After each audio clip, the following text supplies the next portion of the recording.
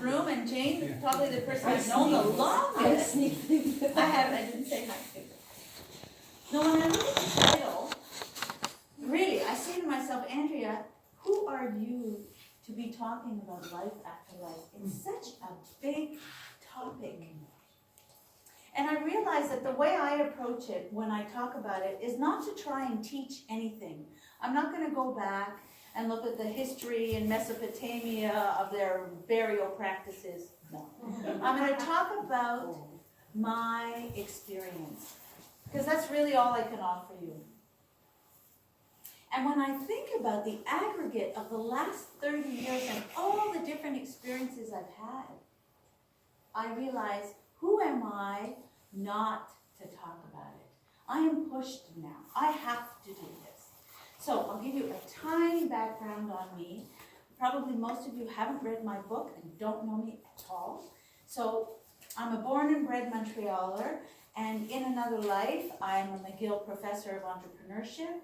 I'm an entrepreneur who started a business from scratch, raised 3 kids by myself with no financing and no backing, and eventually sold the company with no debt. Now, there is a gentleman in this room who was a customer of mine, which is such a cool thing. And so how our roads crisscrossed when Paul was chef, executive chef at the Hilton, and you used to buy my product, and I would walk in there and, come on in, Betty. Come on in. At the airport. And so, so Paul was a chef at the airport, and he used to buy my product, and it was very simple at that point. We're talking 1997. My business plan was 3 words: don't give up. That was it. I really had no time, no inkling, no idea of what a real business plan was. And all I knew is I had 3 children to feed. So I became what they thought of as this real crack entrepreneur, and I started winning awards on entrepreneurship. But there was always a piece that I never shared. There was always a piece of what really motivated me and what really pushed me. And I want to share it with you tonight. Because I almost have to give credit where credit is due. So that's it. I am now, my children are grown. And what I'd like to do is start at a moment that was a moment, you could call it chaos, but it's also one of those beautiful kernels, one of those gems that happen in your life. And you can choose. You can do with it what you like. You can crumble. You can close up shop. Or you can say, okay, this has happened for a reason, and I am not going to let this just slip away. So it's 1991. I'm 31 years old, and this is what happens. Chaos. Total chaos. Imagine I wake up. Now, I'm going to tell you this just to preface. I'm not exaggerating. I'm going to tell you the absolute, authentic truth. There are so many people in here who know me from years ago and know I'm a straight talker. It might seem, some of it might seem crazy, but it isn't. And that's why I'm pushed to talk about it, because I know we are so much more than these physical bodies. And I know there is only life after life. So it's 1991, December. I wake up that morning, and just as I'm waking up, the strangest thing happens. I have a vision. Now, the difference between a dream and a vision is a dream, you know how it is. If you don't write it down, if you don't capture it, if you don't grab it, it's gone. It evaporates. But a vision doesn't do that.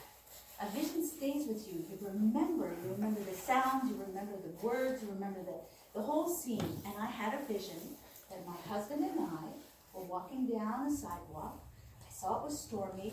I saw this car come. I saw the make of the car. It was a dark blue Honda Accord. I saw the car come from behind, hit us, and my husband screamed. Now think about it. It's 7 o'clock in the morning.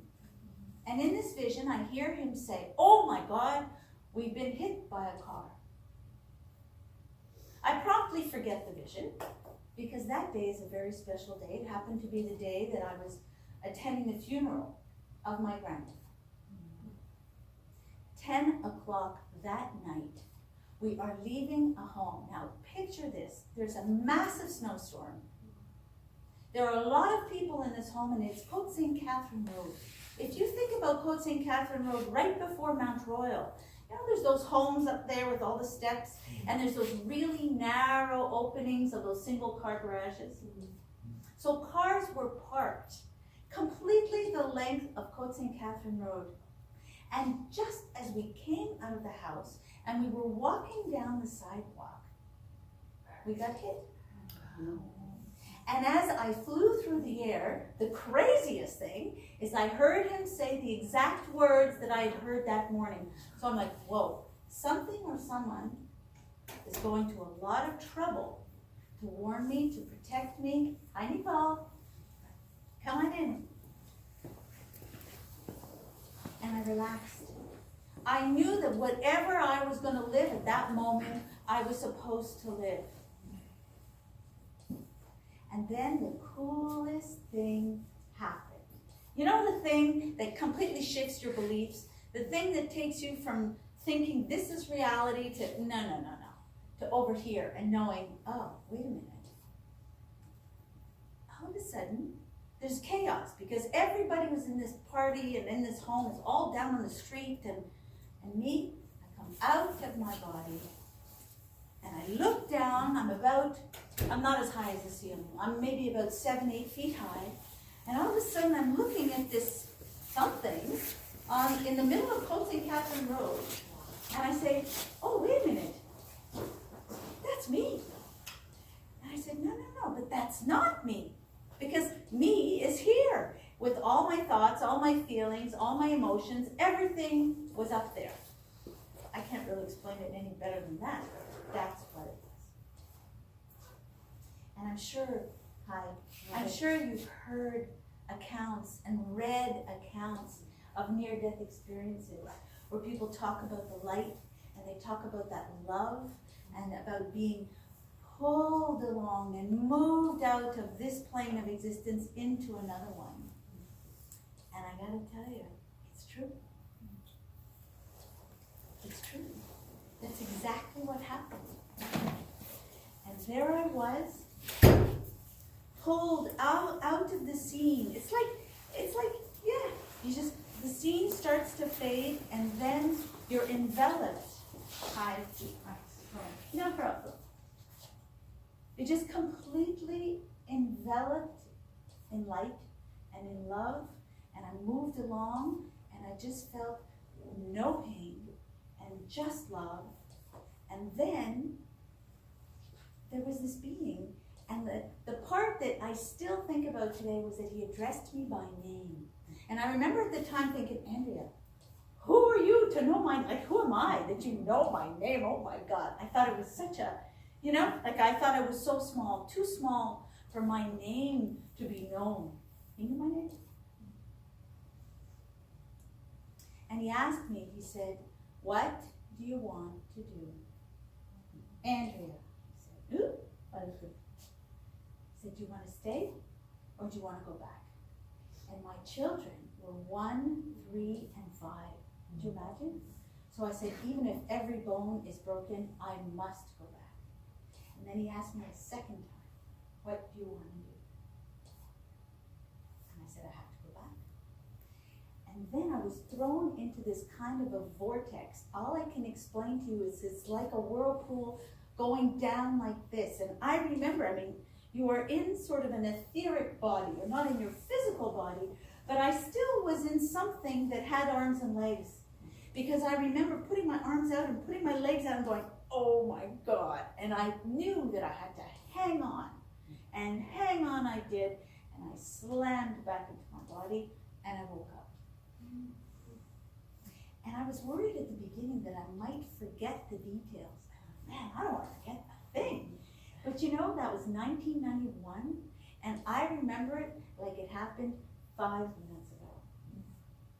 but I did not talk about it for 25 years. Isn't that crazy? I didn't process it. I didn't understand it.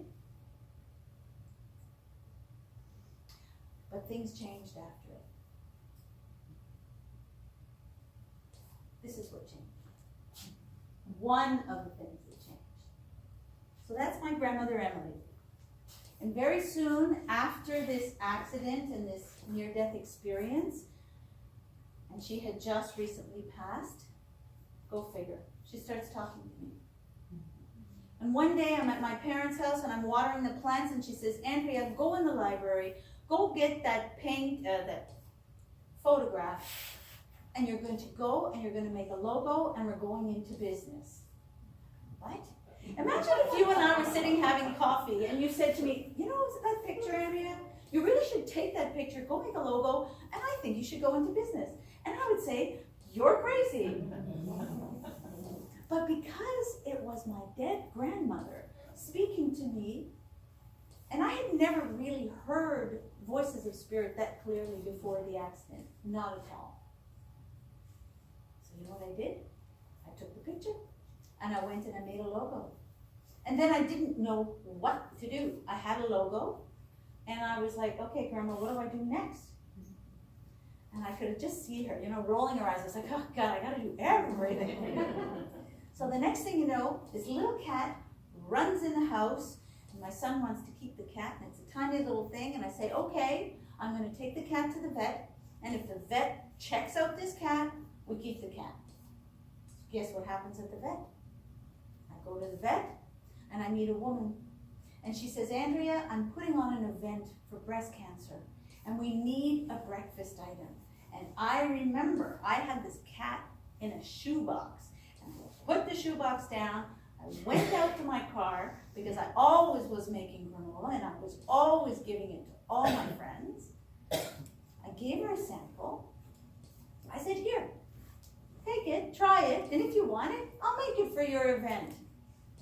A week later, she calls me and says, yes, we love it, and we want it, and we need it for 1,000 women. I'm like, whoa. How do you make granola for 1,000 women? So what do? You call your mother, right? That's the first thing I did. I was like, Mom, what do I do now? And of course, she gave me great motherly advice.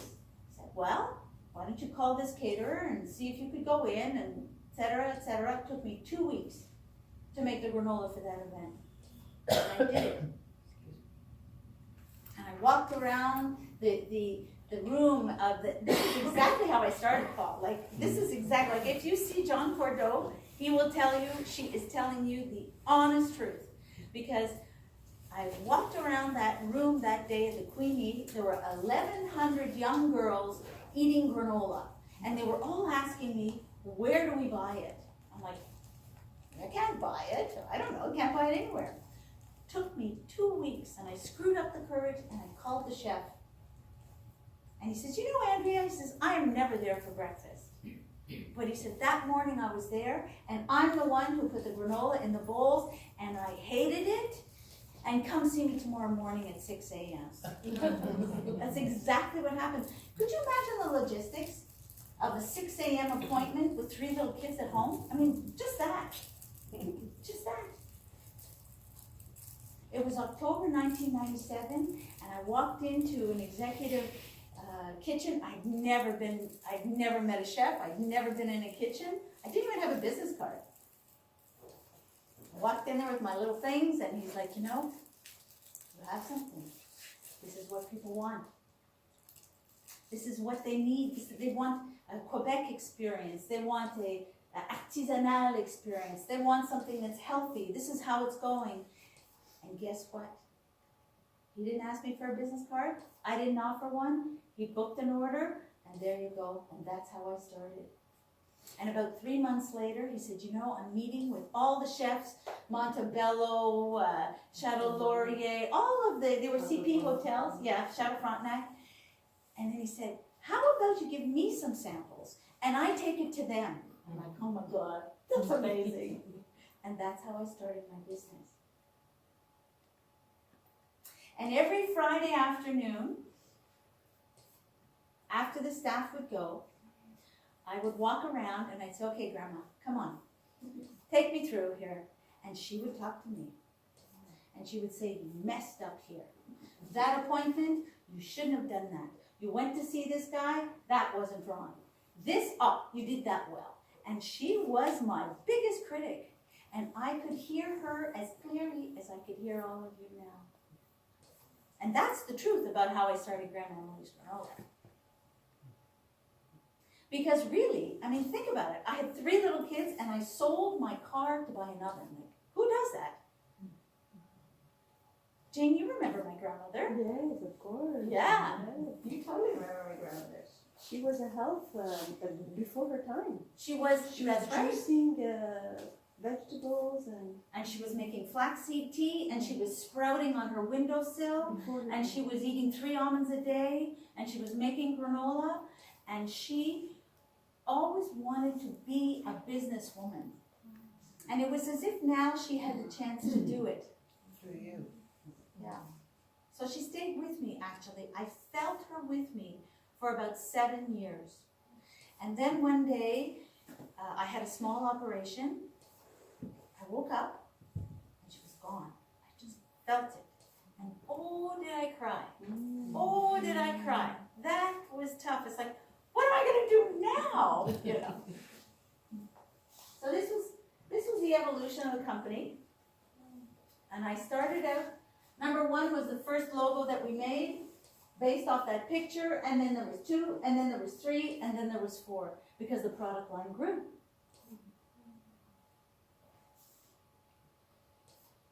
But this story isn't about entrepreneurship. This story is about spirit. So one day I'm brushing my teeth. Spirit loves to communicate with us when we are out of our minds. Cutting the grass, snowblower is like one of the best. You just go, you're out there, you're not thinking, brushing your teeth, ironing. I don't know if you do ironing, but I don't do ironing anymore, but somebody must do ironing. Used to.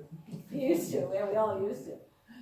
Anything that's repetitive, anything that takes you out of your head is a moment when you are, washing the dishes. That is the one great thing about having so many darn dishes to wash when you have 3 children, is that it's one of the best times to talk to Spirit.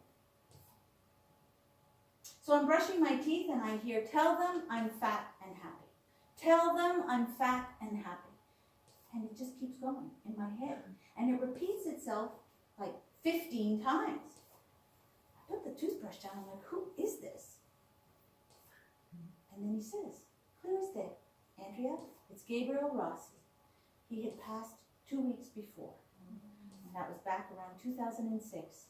And all of a sudden, this, I don't know what it was, but this veil opened up.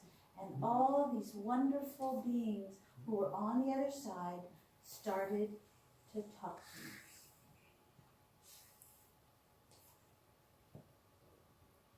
One day I'm going to work. It's 2010. And I hear in my head, Andrea, don't go to work today. And I always went, I went, forget it. Are you kidding? I was at work at 5 a.m. and I'd work till 10 p.m. and I had to hustle to make this business work. I didn't go to work that day. I was told, don't go to work. I didn't go to work. So I sat down and I had a pen and I heard again. And you're going to get it too. If you choose that it's what you want to do, if you practice this like a swimmer or like a singer or like anybody who wants mastery of something has to practice. It's not good. I mean, maybe for some it just comes, but for me, I can tell you it didn't. I had to practice. I had to choose this. And I had to listen and empty myself enough to hear. And he said, my error was not in underestimating the value of Gettysburg.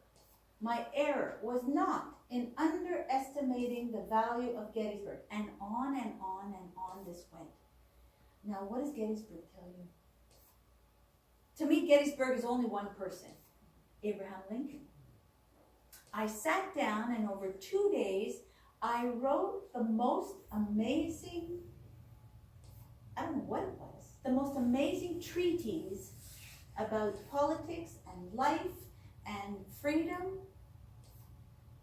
And I said, oh my God. And another one followed and another one followed, and I didn't know what to do with these, but I just started writing them. Michelangelo came. Oh yeah. And he said to me right at the beginning, he wasn't very nice. He wasn't very nice at all. He says, the only reason I'm talking to you is this, oh yeah, he was nasty. He says, the only reason I'm talking to you is because you went to Carrara. And I did. I had gone to Carrara, Italy. And if none of you, as a sidebar, if you haven't been there, it's magnificent. As you approach in the month of July, the mountains are white. And you're thinking, why is there snow in July? But it's not. It's marble. And they're solid marble. He spoke in English? He spoke in English. He said, the only reason I'm talking to you is because you went to Carrara. I don't understand how this works, Jane. I mean, all I know is what he told me. And then what he told me about all the pieces of marble and about all kinds of things. And I just wrote it all down. And I kept it. And I felt very badly that I did nothing with it. But eventually, this happened. And again, this was one of those moments that changes everything again. So this is my lovely Chloe. And in February of 2016, Chloe passed away.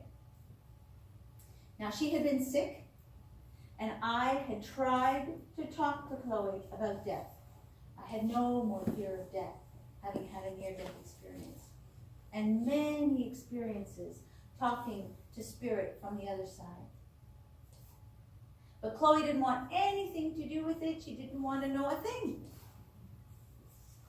So the night that she passes, this is Chloe's my daughter. Yeah. One of the beauties is that your intuition will rise. And as your intuition rises, you receive so many gifts. And this was one of them. I was asleep. I was not at the hospital because her father was there that night sleeping in the room. Midnight, boom, I wake up like as if an alarm had gone off. I said, I gotta go. I go to the hospital, the nurse says, what are you doing here? I said, no. I said, it's happening now. She said, no, it's not happening. We know, we'll tell you. I said, no. I go in the room, and finally, it was the one moment that I finally could talk to Chloe about letting go and about moving towards the light.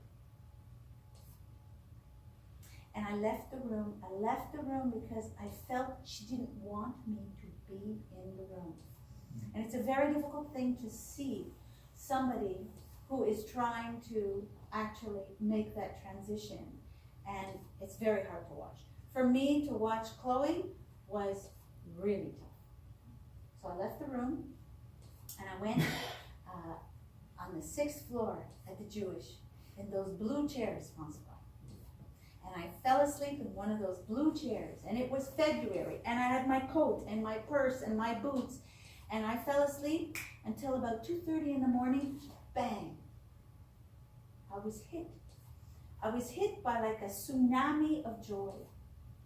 And it woke me up, and I said, c'est fait. It is done. 2 weeks ago, my father passed away. And in that case, it was a very quick thing. It was 4 days in the hospital. They said he has between 2 hours and 3 days. So it was around the clock. All the family was there from the 2 hours to the 3 days. And then, of course, everybody gets burnt out. Nobody's sleeping. It's day 4. I'm home.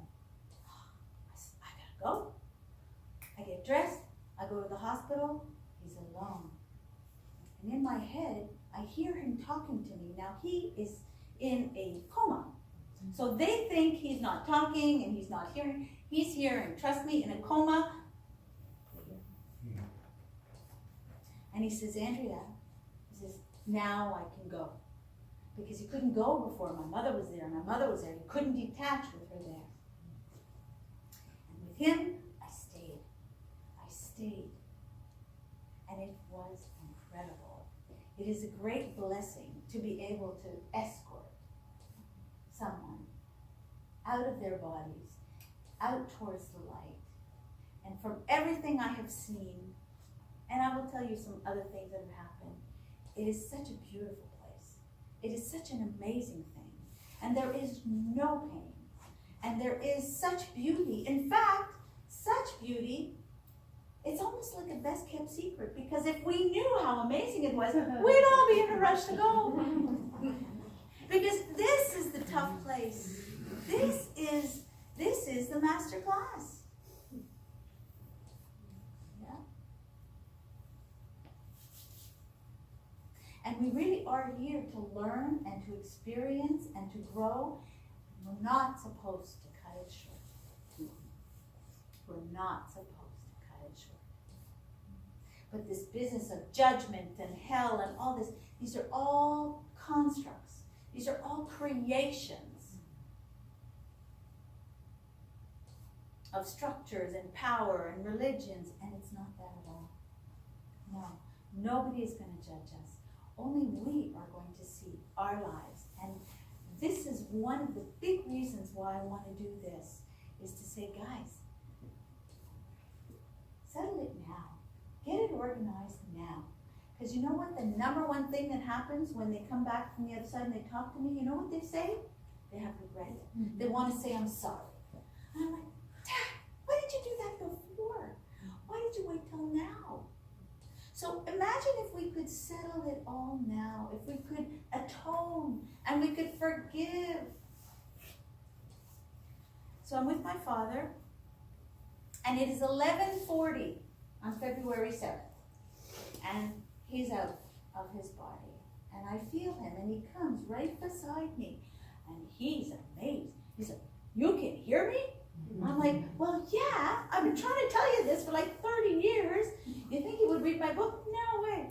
I'll get to that. No, he didn't believe anything. His was like, why don't you go to church this Sunday? I'm like, Dad, I go to church. Every time I walk in nature, I'm in church. Every time I'm outside and I hear the birds, or I put my face to the sun, I'm in church. So he says to me, I don't want you to go to the desk. He said, February 7th is my niece's birthday. And he said, I don't want my death date to be her birthday. He said, because my brother-in-law died on my birthday, and I don't want her to go through that her whole life. I said, wow, that is cool. And then he said a bunch of stuff that's kind of personal, and I did write it all down for my mother. And then he said to me, Andrea, need nothing, have everything. I'm like, oh, are you telling me now that you need nothing and you have everything? Or are you giving me fatherly advice and saying, Andrea, need nothing, have everything? You know, father's always giving advice, right? In the body, out of the body, still giving advice. And he didn't answer. But I had this massive wave of love, and I knew that in a way, actually, it was both. He was saying that he no longer needed anything, and that he had everything. And he was also giving me advice, which I love to share with everybody, because what great 4 little words, no? Need nothing, have everything. And you can repeat them, and they can lift you, and they can inspire you, and they can also put your priorities in the right way. And my mother, who was married for 65 years, who Jane also knows very well, is able to go through this with such a sense of joy. Go figure. Okay, she did some weird stuff at the beginning. Like I opened the fridge and I saw the stuff my father ate, and I'm like, what's that doing in there? She's like, well, that's what your father likes. And I looked at her, I'm like, she said, don't worry, I'll eat it. Like, it takes time to realize that, no, he's not sitting in his chair. So this is completely natural and normal. But there is so much joy surrounding this separation and this movement for him. And that's why I'm doing what I'm doing. So Miss Chloe passes away February 2016. And 5 weeks later, I'm sitting and I'm writing her a letter. I mean, all of us would do this. This is what we would do. And I suggest, by the way, if you want to communicate with somebody, it's such a great way to start. Just write them a letter. Put it in an envelope. Put it in your night table. So I was going to burn this letter in my little wood stove, and she's like, "Ma," she says, "Mom, you are so easy to find, it's a joke." Those were her first words. Oh yeah, and it totally in her voice, "Mom, you're so easy to find, it's a joke." I'm like, "What do you mean?" She says, "You're light, Mom. You're light. It shines." And she says, "You know, you pray a lot." And this was really cool, because I have had a lot of communication with spirit, but not exactly someone so close to me who was so, just like tells it like it is. And she said, "Mom, every time you pray, light shines upward." I'm like, "Whoa." She's like, "Yeah, we see it. We actually see it. Not only do we work to answer your prayers, but we actually see the light." So I didn't burn the letter. She says, "Come on, open your computer. We're going to write a book." I'm like, "What?" And we started. And it took 5 months from the beginning to the end. It was April the 1st, 2016, and it finished on September the 1st. And just about every morning around 4 a.m., honestly, I was like this. It's like, "Come on, get up." I didn't need an alarm. I had Chloe. It was interesting because I had a gentleman friend, but I couldn't stay with him. Because I said, "I'm sorry, I have to be with Chloe. I can't stay with you." That's true. I opened my computer, this little guy, and just start, and she would talk. And I'd say, "Chloe, if you want to do this, your voice has to be clear. I have to know exactly that it's you. I'm not making anything up." And about halfway through, I said, "This is way too much fun. I don't want to write a book. Why don't we just keep doing this? Why don't we just keep talking?" And boy, oh boy, she didn't like that. She's like, "Are you kidding? You think I did all this just for you now to give up and to go and run off and hide because you're afraid of people judging you?" Oh boy, that was not an easy day. And so I said, "No, I'm going to continue." And so when I do book clubs, the funny thing is I did a book club here. And there were about 25 women. So I said, "Okay, how many of you read the book?" This was amazing. Everybody